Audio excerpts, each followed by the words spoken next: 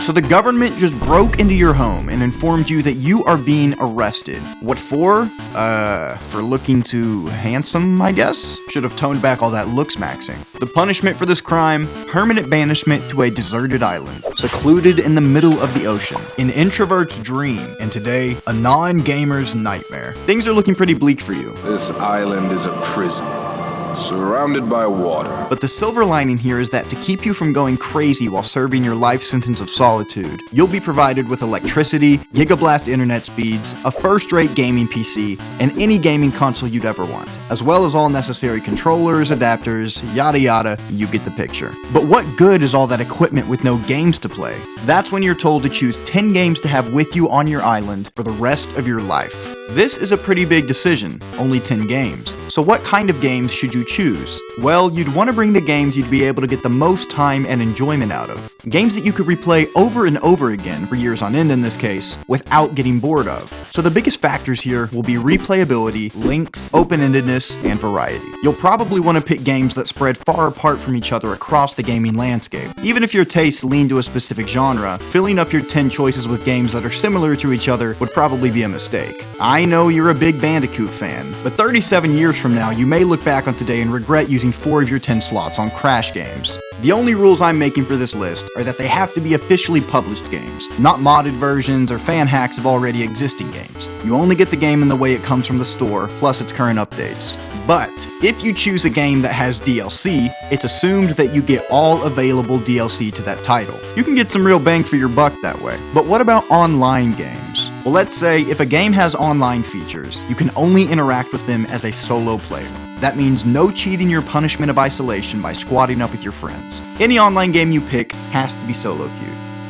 Obviously, you only get 10 games. Even though you'll have a computer and internet access, any method of acquiring more than 10 games or modding the games in your possession will be restricted and unavailable to you. Finally, my list isn't the right list, it's just my list. But it is also the right list. I would love to hear your picks, so please share your list with me in the comments, and I may respond to it and let you know what I think. And let me know which of my choices you think are great, and which you think are terrible. So, given the situation and rules, here are my picks for the top 10 games I would bring on a deserted island.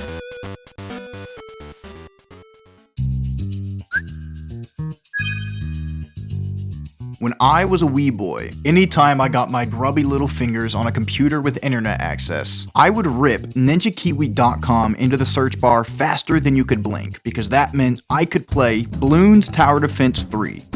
I don't know what first made me fall in love with this game. Was it the novel but understandable to a 7-year-old concept of fighting balloons as enemies? Was it the creative ways you could pop said balloons, like covering the road with spikes, shooting them with a cannon, or blowing them up with pineapples? That makes no sense. Or was it just because it was themed around cute cartoon monkeys? It's probably that last one. But as much as I loved BTD 3, my real childhood was BTD 4. When this banger dropped, I was on top of the world. I mean, they added subtle 3D shadows to the towers, and a speed up button? This was a game changer. Then came along BTD 5, which to my memory was the one that had the most mainstream popularity. And yeah, it was better than 4 objectively, whatever that means. But my nostalgic heart was always with 4. Bloons Tower Defense is one of those rare game series that actually improves upon its predecessors with each installment. That's why, if you're asking me, the best way to pop balloons, particularly for the rest of your miserable life, is in Bloons Tower Defense 6.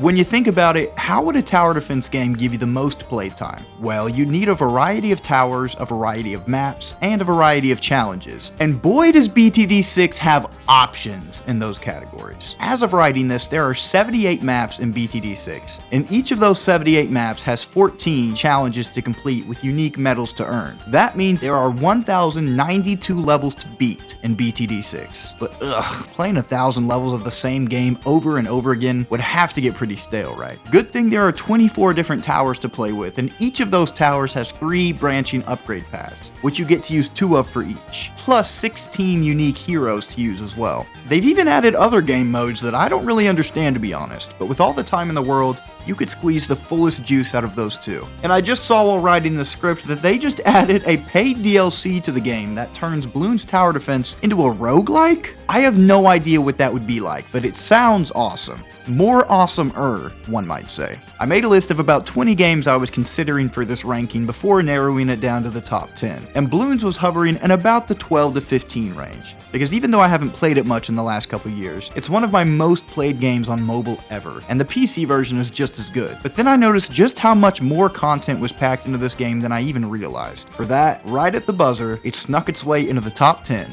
at number 10.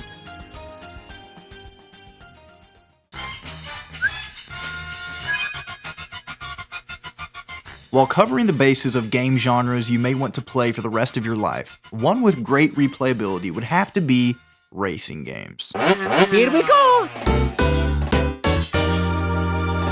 The problem with racing games is that there are about 2 billion of them out there. Think of any IP you're a fan of, and there's probably a crappy racing game out there with its skin slapped onto it. The most famous, and probably the best, racing game ever would have to be Mario Kart. And maybe I'd regret not picking Mario Kart 8 just for the sheer number of tracks, characters, and vehicles in that game, especially with the DLC. The script for this video was written in March of 2025, before the release of any trailers for the Nintendo Switch 2 and the announcement of Mario Kart World. Bob Media, whose voice you hear narrating this video, is the world's slowest video editor and needs to drastically scale down the scope of his videos or pony up and hire a professional editor. Why are you even watching this live? Thank you for watching, please enjoy. But sometimes I get a little tired of Mario Kart. You know, you drive around, open some boxes, throw some items, break your controller, the usual. Now and then I just get bored of driving. But what do I not get bored of? Doing epic quintuple X Games style 1080 backflips over mountaintops. With a stiffy. At number 9, I'm going with SSX for the PS2. Now sure, compared to Mario Kart 8, SSX doesn't hold a candle to it in the variety department. SSX only has 8 characters and 8 maps. But what does it have that Mario Kart doesn't?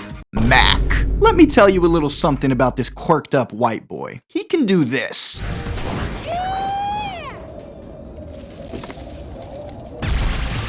Need I say more? But seriously, SSX was an absolute staple of my childhood on the PS2. Apparently there are other SSX games, but this is the only one I've played, and it's good enough for me. The moment-to-moment gameplay of SSX is just so smooth and fun. Just snowboarding around the game feels so good, and that's what I don't think I would ever get tired of. Not to mention, while living out my days on a small tropical island, I imagine I'd really miss the sight of mountains and snowy weather. And most of the courses in this game take place in snowy mountainous wilderness. What better way to escape my small sandy beach than by ramping over snowy mountains at high speeds?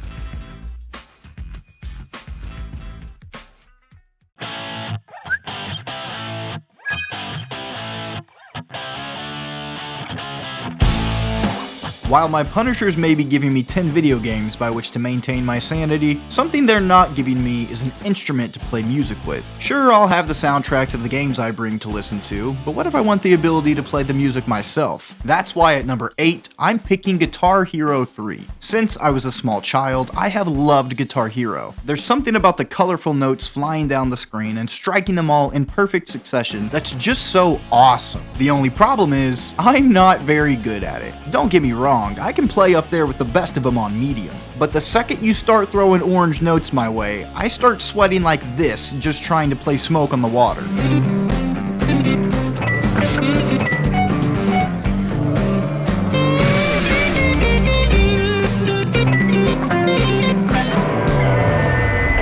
With a lifetime to practice though, I would love the opportunity to one day learn how to move my hand over 1 inch and back on command. I grew up playing Guitar Hero 1. Bark at the Moon is still one of my favorite songs of all time from being the final stage in that game. But I remember when Guitar Hero 3 came out and changed everything. Slash, who was already an icon, became the face of rock and roll to a brand new generation of fans. I actually represent electric guitar to a legion of kids that are into this game. I almost wanted to put Clone Hero in this spot, since with it, you can technically play any song in the world, but based on the rules, that would definitely be cheating. Based on our criteria though, I'm satisfied with Guitar Hero 3. And think, with all that time on my hands, I could finally still never FC through the fire and flames on Expert.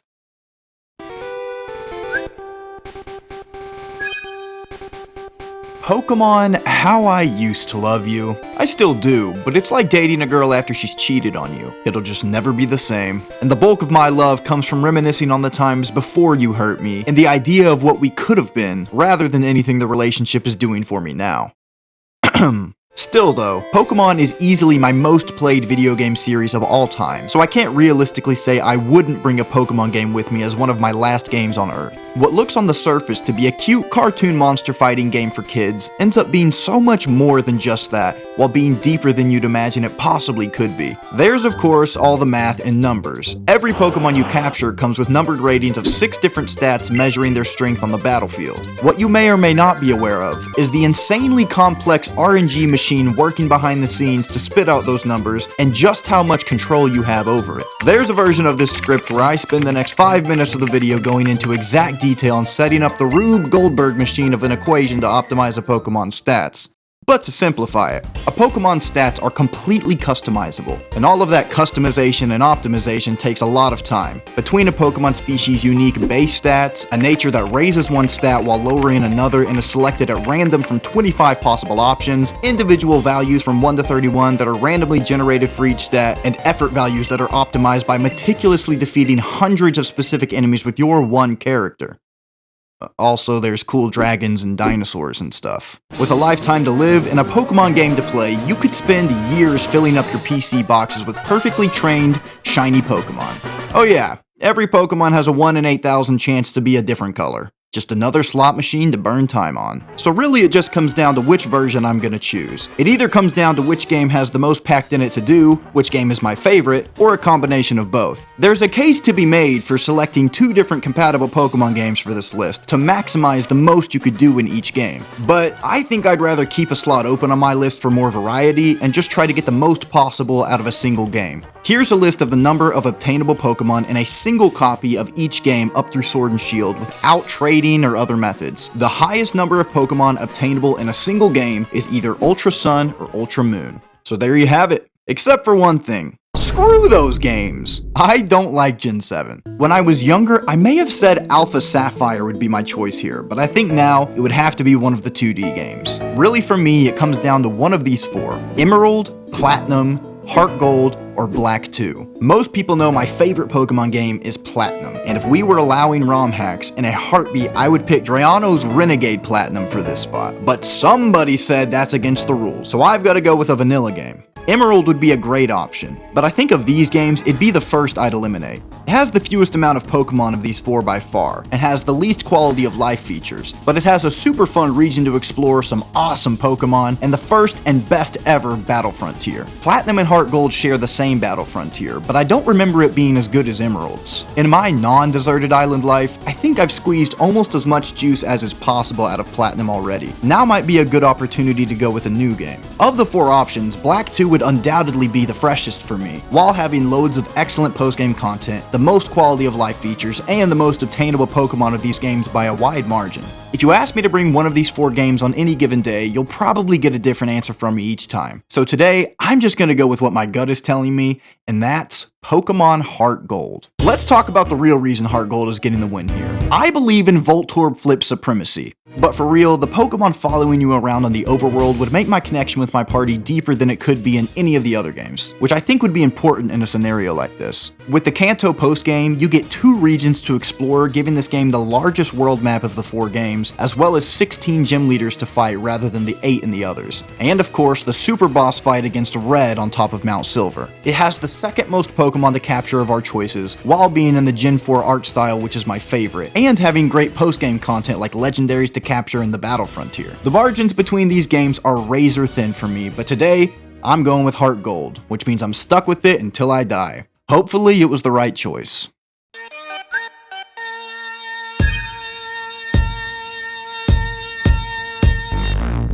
At number 6, take your pick of sports game. I imagine if most of the world was going to pick a sports game, it would be FIFA, but my favorite sport is American football. Given that, you may think my pick would be Madden, or maybe the newly revamped college football game. But if I have to play one sports game from now to the day I die, I think it has to be NBA 2K. The first sports game I ever really got into was 2K11, a game that, by the way, has one of the greatest soundtracks in history. Now, you might think picking a sports game as one of the last games you'll ever get to play would be a horrible choice, and I hear you, I do. For the most part, sports games aren't very good. It's pretty much a yearly tradition at this point for whatever game it is to launch its yearly release, get ripped online for a few weeks about how bad and barely different it is from the year before, then wash, rinse, and repeat. But even with that being the case, and even if you don't think you like or care about sports whatsoever, imagine being completely isolated till the end of your days. The amount of reusable entertainment that any run-of-the-mill simulation sports game could give you might literally be life-saving. Not only could you put years of time into playing out full-length seasons and full-length games in franchise mode, but you could just fully simulate these games in real time. Imagine making a league where you're a complete spectator and you just turn on the CPU-controlled games in broadcast mode like you're turning on a real game on a Sunday night.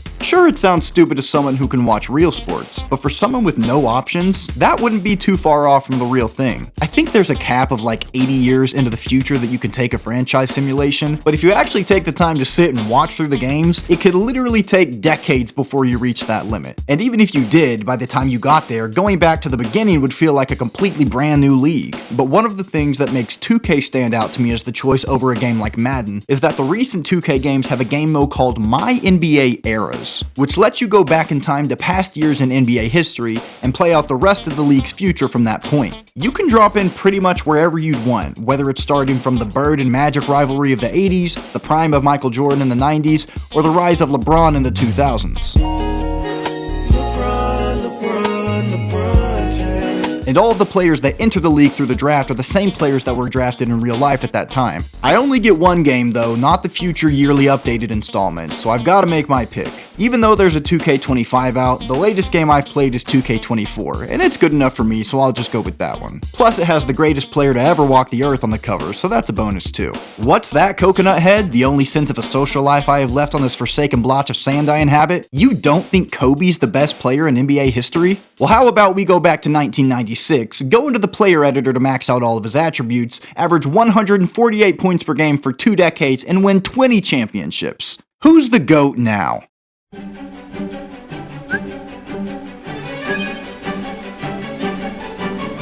While we're on the subject of things you would miss in isolation that you take for granted in your current life, let's be honest. You may think you hate the slow drive through traffic on your way to work 8 to 5 in a cubicle now, but after decades of living on a circle of sand, you might do just about anything to live that mundane life again. And what better way to simulate a normal life, or any life, than by playing The Sims. The Sims is a classic. Live how you want to live and be who you want to be through the consequenceless world of The Sims. I played The Sims a bit growing up, mostly just the versions that were available on mobile, but never got too deep into a continuity. The one I remember being huge when I was a kid was The Sims 3, and I thought that was the version I was going to pick for this list. But then I realized that The Sims 4 came out in 2014. I almost didn't even consider The Sims 4 after learning about it, since the reviews on it were so hit or miss. But then I did a bit of investigating, and from what I can tell, the main problem people have with this game is that so much content is blocked behind paid DLC. Luckily for our situation, DLC is all inclusive thanks to the generosity of the US government. Even if buying every available DLC for The Sims 4 on Uncle Sam's dime would double the already crippling government debt, that's thankfully not our problem. Nice joke.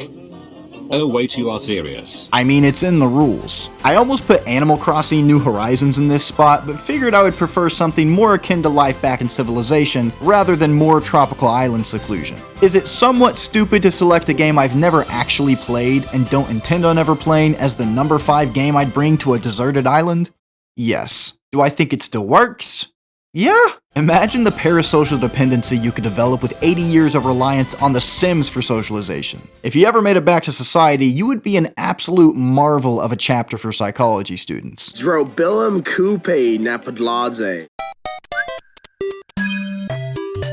Mario Jumpman Mario, the worldwide face of gaming. I kind of screwed over our red plumber in the number 9 slot, so it's only justice that I give him his time to shine now. Really, I just have to have a 2D platformer. The first video game I ever owned was Pokemon Fire Red, but the second was Super Mario Bros. 3 for the Game Boy Advance. My love for gaming was built on 2D platformers, so I wouldn't be able to feel like a real gamer on my island without one. Nowadays, I prefer Super Mario World over SMB3, but why pick one 2D Mario game when I can have all at once plus a million more? My number 4 game is Super Mario Maker 2. I never had a Wii U. Shocker, I know, cause nobody had the Wii U. But I have never coveted anything as strongly as I coveted those who had a Wii U when the first Super Mario Maker was released. What do you mean you can make the levels? That's not possible. The public can't be trusted with that kind of power. But it was true. Unfortunately, I was never graced with such a blessing and never owned the first Mario Maker, but got my fix by watching way too many hours of YouTubers playing it. Mario Maker YouTube is a wonderful place. But then something amazing happened. A new console released, one that didn't completely blow, and Nintendo did the unthinkable. They made a sequel! Mario Maker 2 is the sole reason I ever got a Switch. It might seem crazy, but that is a fact. The Switch ended up becoming one of my favorite consoles ever, but I genuinely never would have had one if it wasn't for Mario Maker 2. The replay value goes without saying. You can make your own Mario levels. There is literally a limitless amount of 2D platforming in the game. Millions of levels have been uploaded to the game. You can make super worlds that essentially allow you to make your own game within the game by putting your own levels into a custom world map that players will play through. It's truly amazing to me still. Join me in prayer that the Switch 2 gets Mario Maker 3. Otherwise, I guess I won't buy it.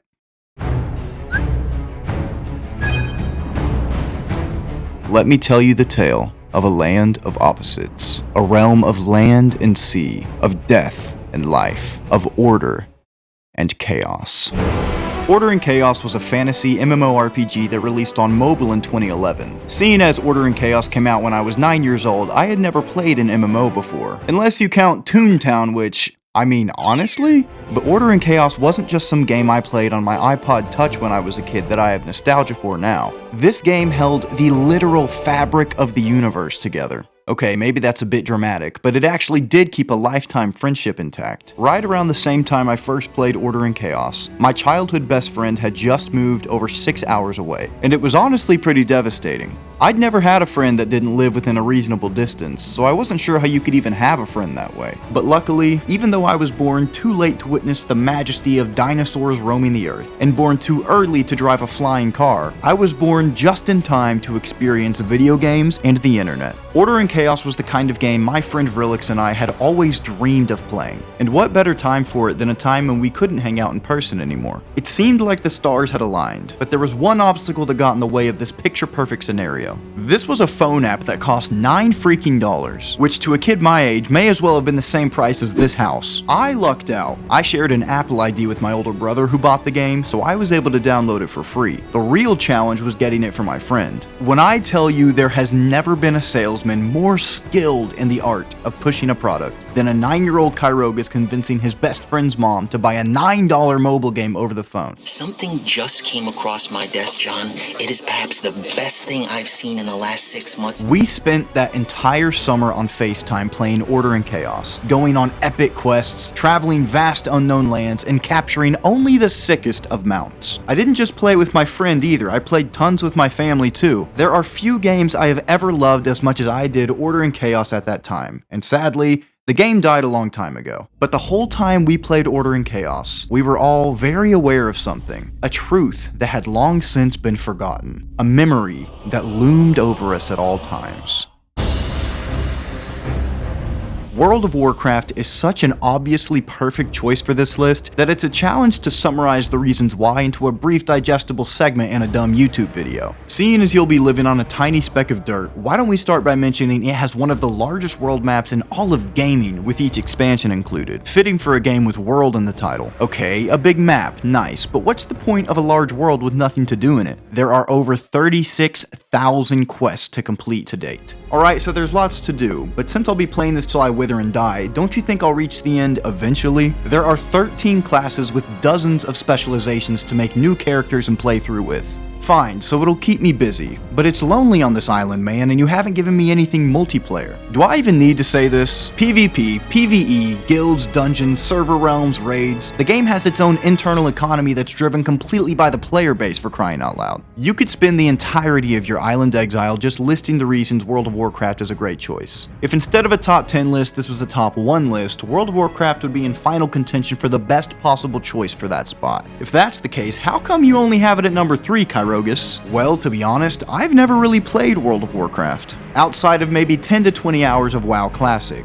It checks pretty much every box of a game that I would adore. A rich fantasy setting, a plethora of things to explore, bosses, community, but up to this point in my life I've never had the available free time to pour into a game like that, or the desire to pay for a $15 monthly subscription. If one day every worry and responsibility of mine suddenly fizzled away, you would find me in Azeroth, cruising along on a mount as I studied and memorized every little piece of lore of the world around me. World of Warcraft has kept gamers hooked and engaged for over 20 years, and I would be ecstatic to finally join the party.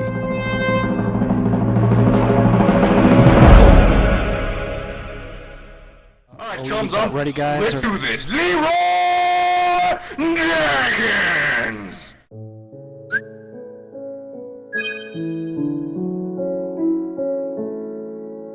And here it is, the big one. The one everyone believes should be at the top of the list. The sandbox of all sandboxes. The craft of all minds.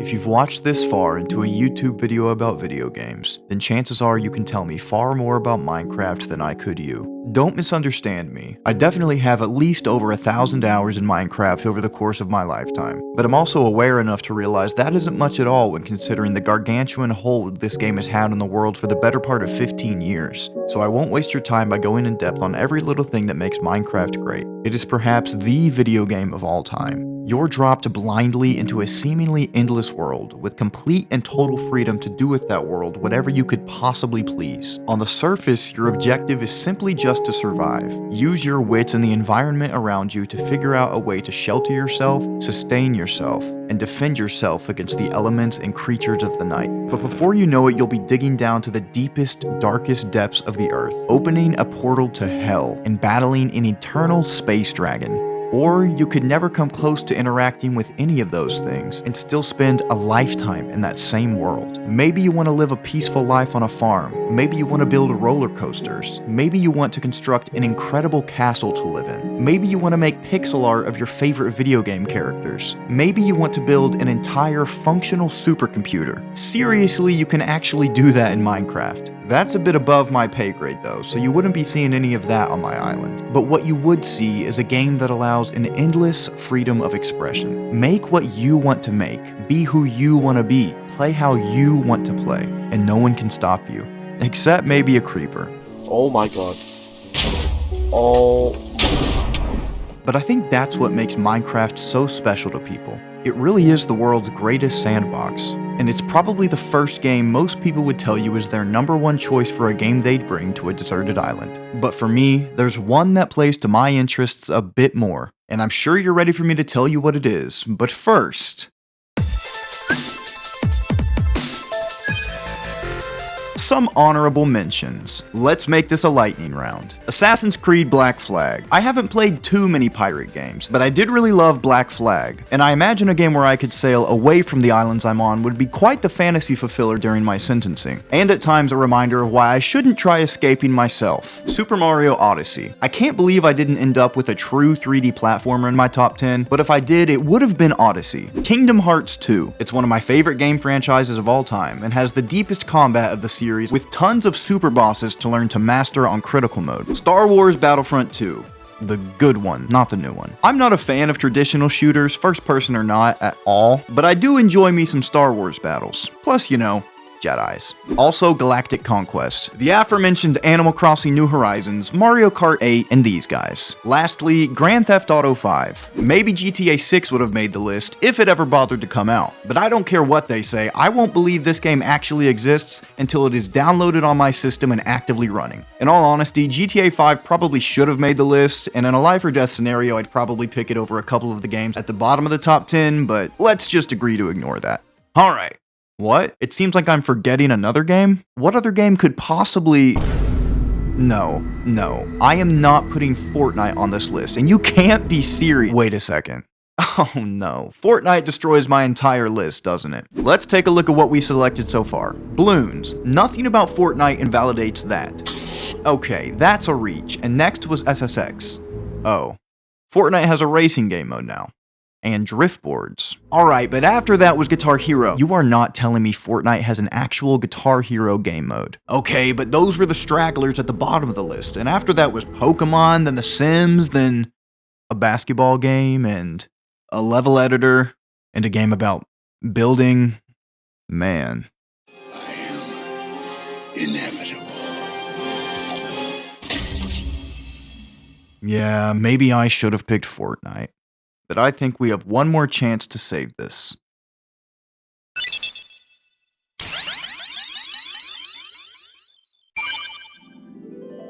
It's no secret that I love Dark Souls. Since I picked up the series for the first time just 4 short years ago, I haven't been able to put it down. So it's not a surprise that my #1 spot is going to a From Software title. But if I can only play one for the rest of my life, which one is it? Dark Souls 1 has my favorite world. With all the secret interconnecting paths branching the map together, it's perfect for speedrunning, challenge running, or just casually exploring.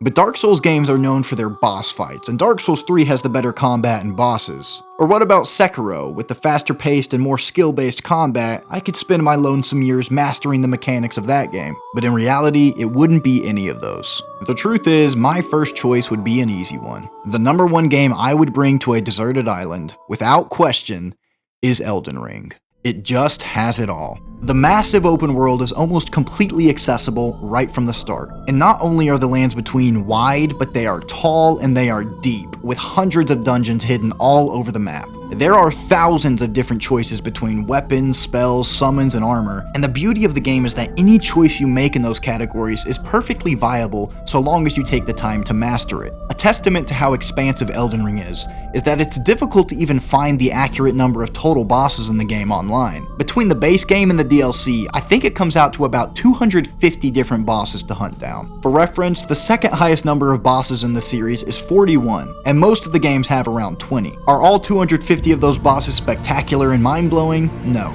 But the amount of ones that are is still more than in any of the other games. And speaking of the DLC, Elden Ring would have been my #1 choice without it. But Shadow of the Erdtree took me from having to spend a few minutes thinking about it to the choice being a complete hands-down no-brainer. If you thought it would take you years to memorize your way around the nooks and crannies of the lands between before, the Realm of Shadow rivals it in size while housing the steepest challenges of the entire Soulsborne Kyro Ring series to date. Really, my only woe about Elden Ring is that it's so large and so thorough that the thought of replaying it feels like such a time commitment that it's a bit intimidating and overwhelming. But in a scenario in which I have all the time in the world, nothing would bring me more joy than extracting every possible ounce of playtime out of dying to Radahn and Melania. Elden Ring may not be my favorite Dark Souls game, but it's certainly the one I would play for the rest of my life. Just imagine the challenge runs you could pull off with all that time. How about a Rune level 1, fat roll, parry only, fist only, all enemies blindfolded, base game plus DLC, no hit run? Now that's something I'd like to see. If you liked this video, you may enjoy my video on the similarities and differences between Palworld and Pokemon, or maybe one of my supercut playthroughs of the Dark Souls trilogy. If you want a throwback video, you could check out my old vlog review of Champions Return to Arms. Thanks again for listening to me talk about games. Don't forget to like the video and subscribe if you feel inclined to do so. Drink some water, get some sleep, and I'll catch you guys next time.